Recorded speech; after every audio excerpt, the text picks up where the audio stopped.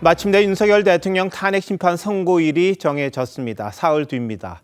오전 11시 문영배 헌법재판소장 대행을 필두로 재판관들이 대심판정에 들어오면 윤 대통령의 운명이 결정되는데 비상계엄 선포로 국회에서 탄핵 소추된 지 111일 만입니다. 기각이냐 각하냐, 인용이냐, 어떤 결정이 나도 대한민국은 요동칠 가능성이 큽니다. 양쪽으로 갈라져 극한 대결을 벌이는 지금의 모습을 보면 반대 의견에 승복할런지 어떤 일이 일어날지 가늠하기가 힘듭니다. 정치 지형도 선고 이전과 이후가 크게 달라질 텐데 성숙한 시민의식을 발휘해 더 이상의 혼란은 없어야 합니다. 세계로 뻗어가고 인정받은 대한민국의 선진적 모습을 세계인들이 함께 볼 수 있길 기대해 봅니다.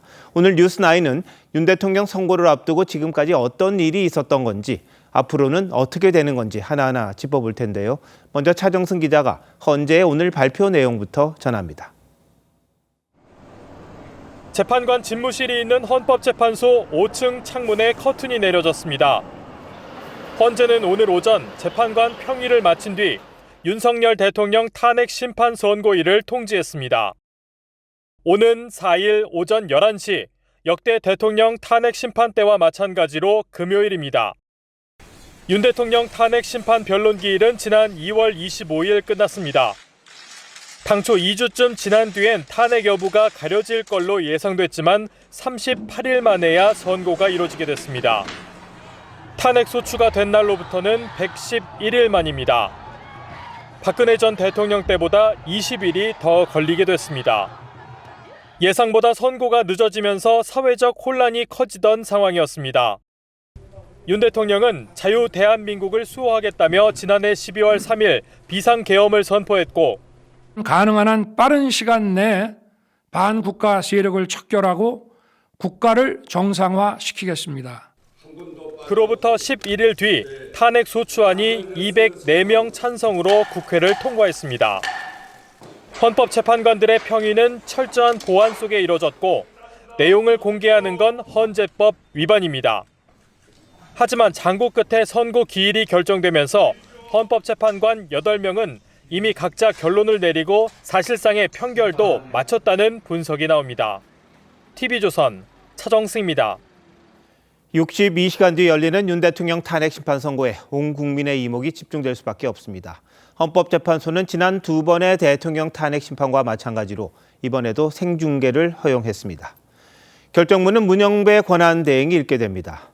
주문을 먼저 읽는지 아니면 이유를 먼저 제시하는지를 보면 대략 어떤 결론을 내렸는지 알 수 있다는데 선고 당일의 모습 송민성 기자가 미리 알아봤습니다. 윤석열 대통령 탄핵 심판 선고가 진행될 헌법재판소 대심판정입니다. 지난 2017년 박근혜 전 대통령 탄핵 심판 선고일 전날 모습인데 방송사 관계자들이 생중계 장비를 설치하고 있습니다. 헌재는 오는 4일 윤 대통령 선고도 생중계하기로 했습니다. 고 노무현 전 대통령 사건 선고 당시 처음 생중계한 뒤 이번이 6번째입니다. 방청석은 104석 규모로 온라인 신청을 받아 일반 국민 20명도 심판정에서 선고를 지켜볼 수 있습니다.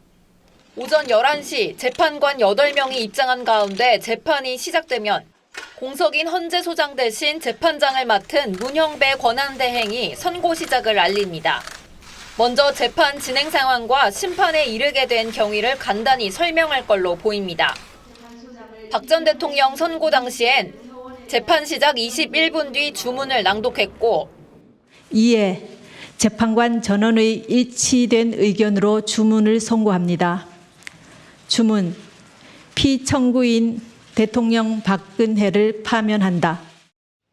고 노무현 전 대통령 사건은 25분 만에 주문을 낭독했습니다. 헌재는 전원일치 의견일 땐 주문을 마지막에 낭독하고 의견이 나뉠 땐 주문을 먼저 읽는 게 일반적이지만 관례를 따르지 않을 수도 있습니다. TV조선 송미선입니다. 헌법재판소의 심리가 워낙 오래 걸렸고 국회가 탄핵 소추안 의결 전 법사위 조사를 하지 않아 탄핵 소추 사유가 뭐였는지 희미해졌다는 분들도 많습니다. 윤재민 기자가 정리해봤습니다. 국회가 윤석열 대통령을 탄핵 소추한 주요 사유는 우선 비상계엄의 위헌, 위법성입니다. 헌법이 규정한 비상계엄 선포 요건에 해당하지 않는다는 게 국회 주장입니다. 전시, 사변 혹은 이에 준하는 국가 비상사태가 아니었고 국무회의 의결도 거치지 않아 적법성을 어겼다는 겁니다. 이에 대해 윤 대통령은 민주당의 입법 폭주로 안보, 경제, 행정 기능이 마비된 상태여서 발동 요건에 해당한다고 주장했습니다. 겉으로는 멀쩡한 것처럼 보이지만 실질적으로 전시 사변에 못지않은 국가 위기 상황이라고 저는 판단하고 있습니다. 또 국무회의를 거쳐 생방송을 통해 계엄을 선포했다며 절차도 문제가 없다고 했습니다. 이에 대해 한덕수 국무총리는 정식 국무회의로 보긴 어렵다고 했습니다. 형식적인 또 실체적인 흠결이 있었다고 생각합니다. 국회는 계엄 선포 후 군병력을 동원해 국회를 장악하고 헌법에 규정된 국회의 계엄 해제 의결 권한을 무력화하려 했다고도 주장했습니다. 반면 윤 대통령은 질서 유지 차원이라고 했습니다. 질서 유지를 위해 국회에 최소한의 병력을 투입했으며 국회가 해제 요구 결의를 하자 즉각 병력을 철수하고 국회의원을 끌어내라는 지시가 있었다는 군인들의 증언이 있었지만 누가 누구를 끌어내라고 한 건지에 대해선 말이 엇갈렸습니다. 국회 내에 인원들을 끌어내는 임무를 부여받은 것 같다라고 표현을 했습니다. 일체의 정치 활동을 금지한 비상계엄 포고령 1호, 선관위 점거, 정치인 체포조 운영 의혹도 국회의 탄핵소추 사유입니다. TV조선 윤재민입니다. 윤 대통령 탄핵 심판은 변론 과정에서 상당한 공방이 오갔습니다. 윤 대통령이 직접 출석한 것도 과거와 달랐고 국회가 내란죄를 탄핵소추 사유에서 철회하겠다고 하면서 논란이 커졌죠. 국회 측이 체포조 운용 의혹의 핵심 증거로 제시했던 홍장원 메모의 신뢰성도 흔들렸습니다. 혼선이 빚어질 수밖에 없었습니다. 주원진 기자가 쟁점을 정리했습니다. 국회 측은 두 번째 변론 준비 기일에서 돌연 탄핵 사유에서 내란죄를 철회하겠다고 했습니다. 윤 대통령 측은 80%에 해당하는 탄핵 소추 내용이 빠지는 거라며 탄핵 심판 자체가 각하돼야 한다고 반발했습니다. 식당에 가서 갈비탕을 시켰는데 갈비가 안 들어간 갈비탕이 나오면 갈비탕입니까? 갈비탕이 아닙니까? 이른바 홍장원 전 국정원 1차장의 메모에 대한 신빙성 논란도 불거졌습니다. 작성한 시간과 장소 등에 대한 진술이 여러 차례 바뀌면서 정치인 체포 지시 핵심 물증이 흔들린 겁니다. 해임이 되니까 이걸 가지고 대통령의 이 체포 지시다라고 이거를 엮어낸 것이 바로 이 메모의 그 핵심이라고 저는 말씀드리고 싶습니다. 곽종근 전 특정사령관이 더불어민주당 김병주 의원 유튜브에서 밝혔던 국회의원 끌어내라는 진술도 번복됐습니다. 의원이란 말을 직접 들은 건 아니었다는 겁니다. 자꾸 이러잖아요. 말이 달라지잖아요. 아까 분명히 대통령으로부터 들었냐라고 했더니 들어보니 김용현 전 장관 얘기하고 하면서 했던 거. 윤 대통령은 구치소에서 헌재를 오가며 8차례 변론에 출석했습니다. 69분간 이어진 최후 변론에선 직무에 복귀하면 자녀 임기에 연연하지 않고 개헌과 정치개혁을 마무리할 것이라며 임기 단축 개헌 구상을 밝혔습니다. TV조선 주원진입니다. 한편으로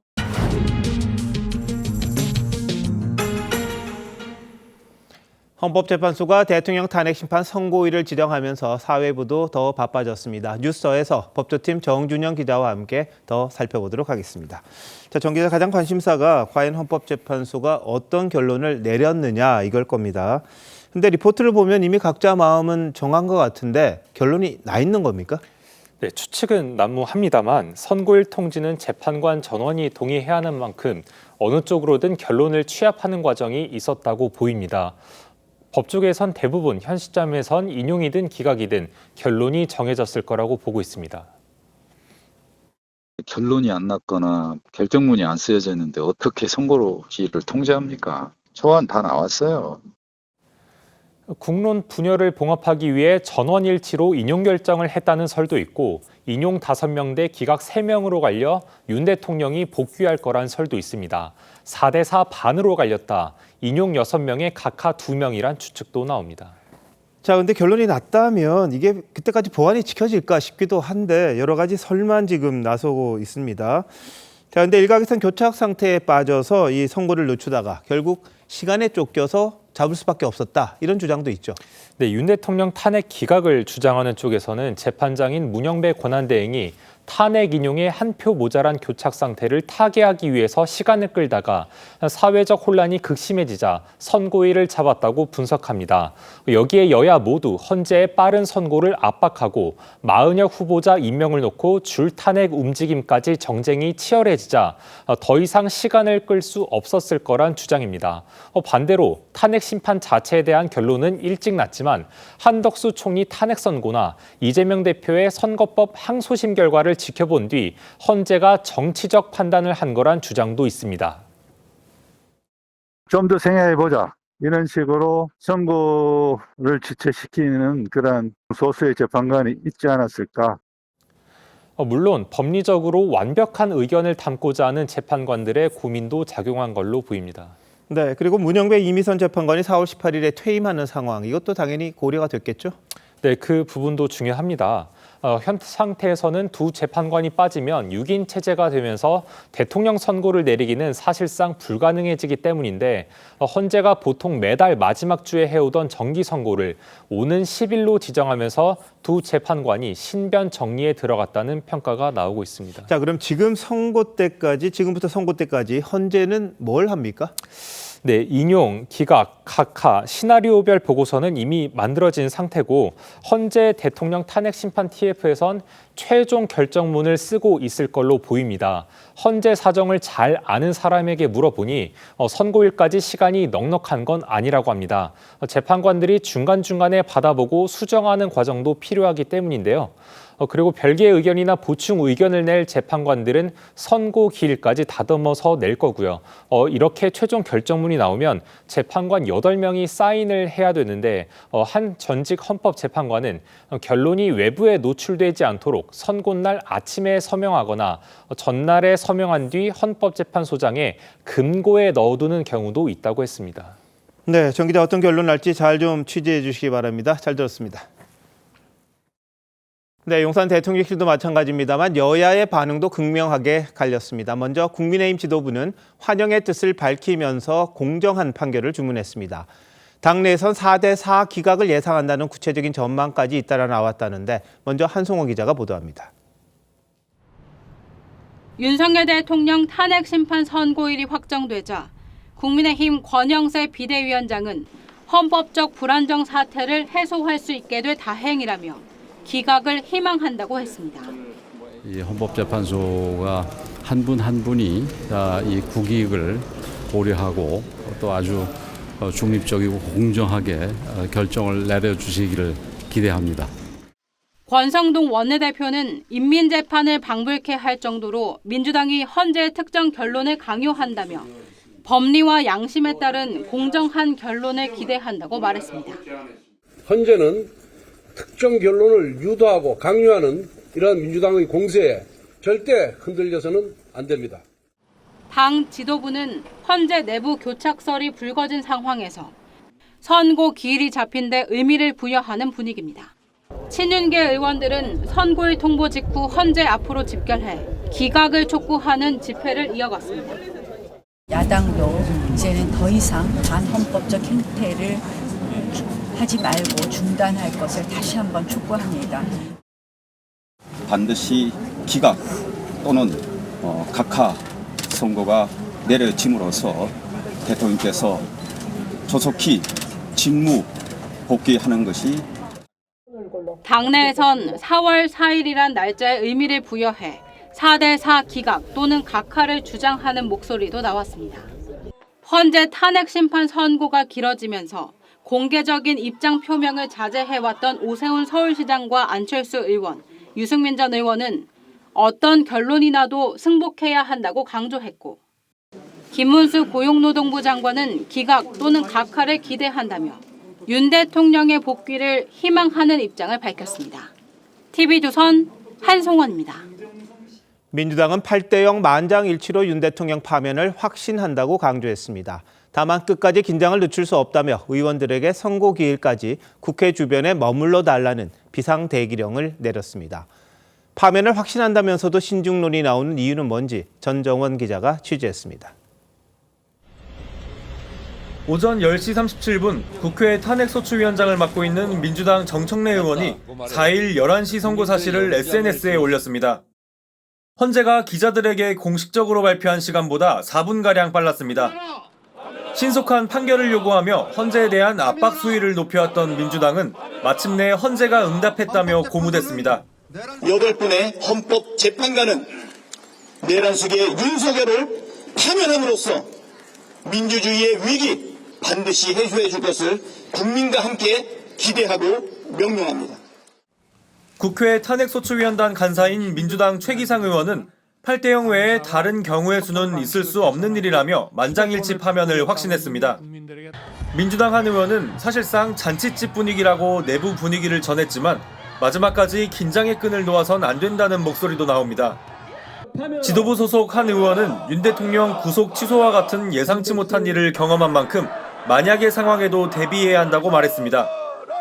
민주당은 선고기일까지 국회 주변에서 의원들이 비상대기하며 집회 참석과 철야 농성 등 장외 여론전도 병행하겠다는 계획입니다. 국회에서 비상대기를 하면서 광장 행동도 유기적으로 결합하는 이런 형태로 민주당은 SNS 발언과 언론 인터뷰 때 언행을 신중하라는 지침도 내렸는데 윤 대통령 선고까지 변수를 최소화하겠다는 의도로 해석됩니다. TV조선 전정원입니다. 보신 것처럼 여야 전망이 엇갈리면서 선고 이후를 우려하는 목소리가 커지고 있습니다. 특히 민주당 일각에선 원하지 않는 결과가 나오면 불복하겠다는 뜻을 고위 당직자부터 나서 공공연하게 밝히고 있습니다. 이재명 대표도 유혈 사태를 언급한 적이 있었는데 도대체 선고 이후 마음에 들지 않으면 어떻게 하겠다는 건지요? 냉철해야 할 정치권이 오히려 불안을 조장한다는 비판이 나올 수밖에 없습니다. 황정민 기자입니다. 민주당 박홍근 의원은 윤석열 대통령 탄핵 심판 결과가 5대3으로 기각 또는 각하 결정이 나온다면 수용할 수 없다는 입장을 밝혔습니다. 그럴 경우 불의에 항거한 4.19 민주이념을 계승해 국민들과 함께 대대적이고 필사적인 저항에 나서야 한다고도 했습니다.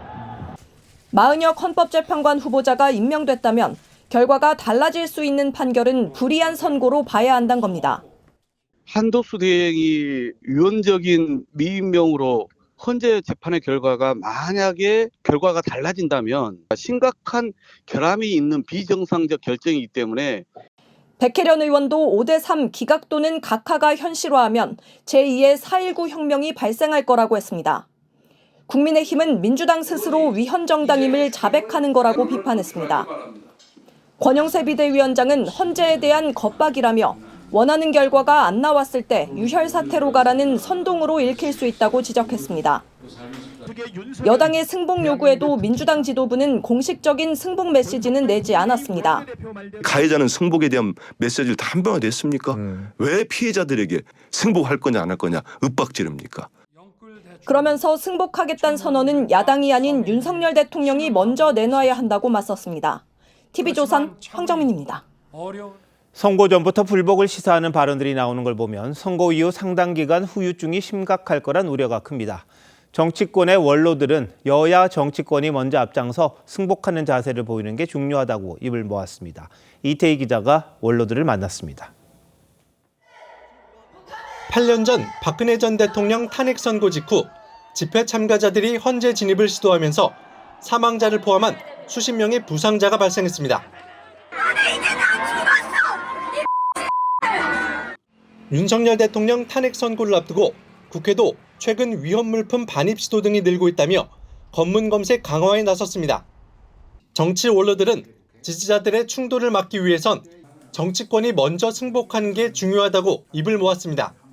결과가 어떻게 나오든 재판 결과가 때문에 승복해야 한다. 여야 지도자들은 국민이 승복하도록 권면 선도해야 한다. 승복하지 않는 그런 정당이 있다면 그건 대한민국의 정당의 자격이 없죠. 승복의 자세를 확고하게 가지고 발표를 해야 되고요. 탄핵 정국 수습은 여야 중 어느 한쪽만이 할 수는 없는 일이라며 승복 메시지가 필수적이란 조언도 했습니다. 탄핵에 있어 가장 중요한 건 여야 간의 승복이지요. 정파의 이익을 초월해가지고 국가적 차원에서 생각하라 이거예요. 헌정회는 이르면 내일 탄핵 선고 결과 승복을 강조하는 성명을 발표할 예정입니다.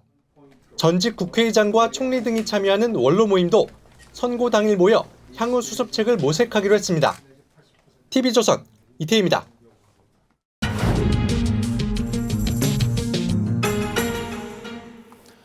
여야가 공히 헌재의 신속한 선고를 촉구해온 만큼 선고 기일이 정해진 데 대해서는 모두 환영한다는 입장을 내놨습니다. 하지만 선고 결과에 따라 정치적 상황이 극단적으로 엇갈릴 수 있는 만큼 선고 전까지 남은 사흘 여야 모두에게 말 그대로 폭풍전야가 될 수밖에 없습니다. 정치부 이채린 기자와 함께 뉴스더 코너에서 중대 변곡점에 놓인 전국 상황 전망해 보도록 하겠습니다. 자, 이 기자 먼저 여야의 탄핵 심판 결과 전망을 엇갈리는 게 뭐 당연할 것 같긴 한데 전망이나 확신의 정도가 좀 묘하게 달랐다고 하죠?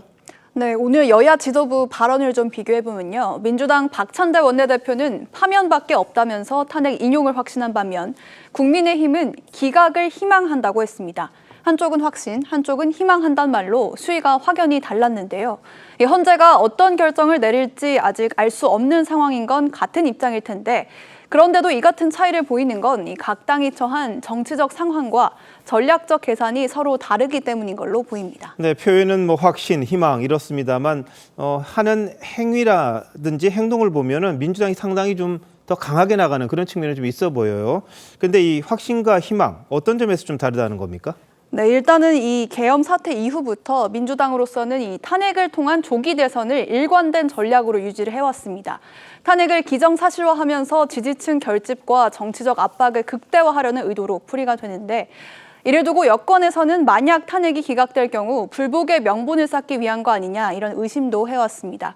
반면 국민의힘으로선 기각이나 각하를 희망하고는 있지만 탄핵이 인용될 경우 조기 대선 준비와 당 내부 분열이라는 복합적인 상황과 맞닥뜨려야 합니다.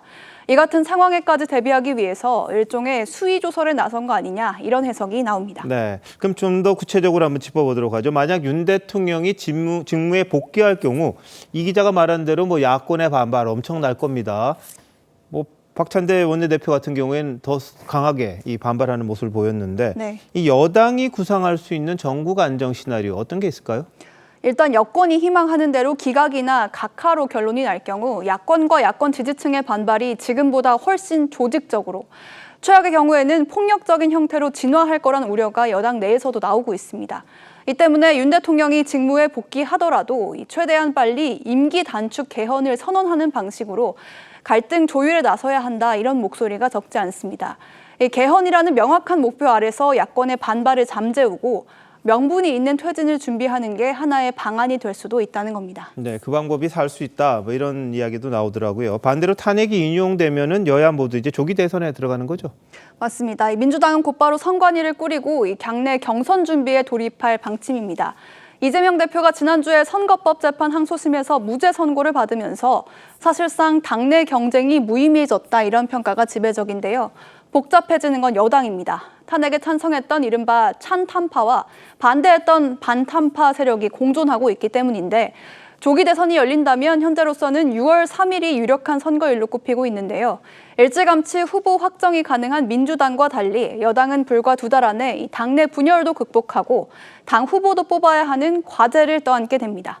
이럴 경우에 그동안 전통적 지지층을 겨냥한 메시지를 주로 내왔던 윤 대통령이 어떤 입장을 내느냐, 또 대선이 치러질 경우 지지할 후보를 아직 정하지 못했다는 부동층이 여전히 3분의 1을 넘는 최근의 여론 흐름, 이렇게 두 가지가 중요한 변수가 될 걸로 보고 있습니다. 네, 이번 탄핵 심판 선고가 어떻게 나느냐가 대한민국의 운명을 또 가르겠군요. 이 기자 잘 들었습니다. 탄핵 심판 선고 날엔 찬성과 반대 측 집회 참가자 수만 명이 헌법재판소 앞으로 몰릴 걸로 보입니다. 경찰은 인력을 총동원하는 가포 비상을 내리고 물리적 충돌에 대비할 계획입니다. 윤수영 기자입니다.